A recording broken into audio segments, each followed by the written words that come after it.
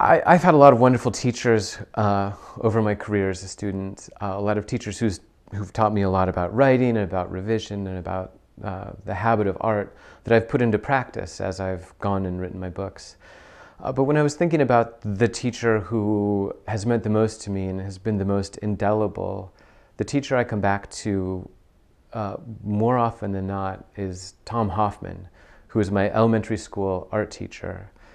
And I remember him as just a really wonderful, inviting presence. He was my art teacher from preschool until third grade, and we would go in, and I was a pretty stressed out, lonely kid. And we would go into his art class, and it was just a wonderful break for me. And we would make things with clay, we would do paper mache, and we would draw.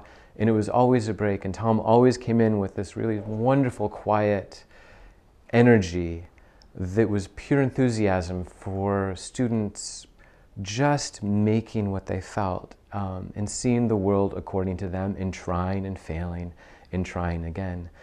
And the thing that I remember him teaching me the most, or the moment that I remember that has stuck to me to this day, was when I was in second grade and I was trying to draw a human figure, and it was just a character in the woods, and there were monsters in the background the way you do in second grade, and everything's blowing up in the background.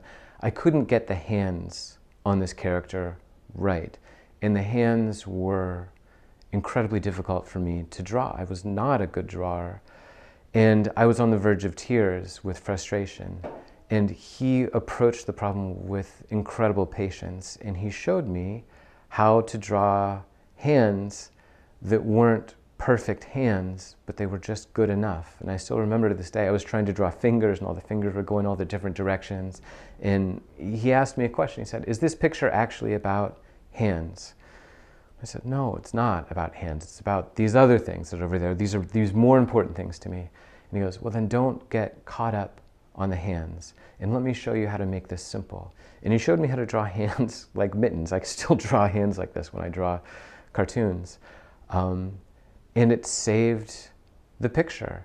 And I calmed down, and I sort of got the confidence that I could move forward with the picture. And I've been trying to think about why I remember this so well, because the picture, I don't have the picture anymore. I didn't become an artist, a visual artist.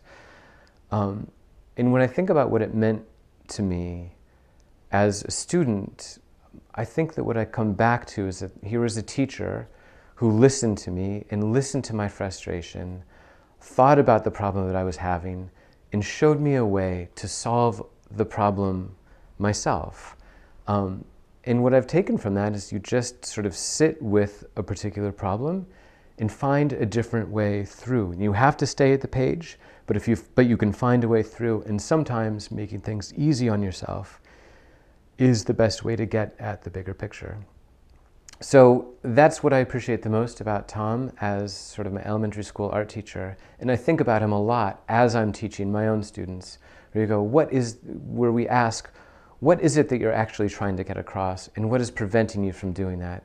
And are there easier ways or more interesting ways or novel ways of solving this particular problem so you can get across what you had intended to?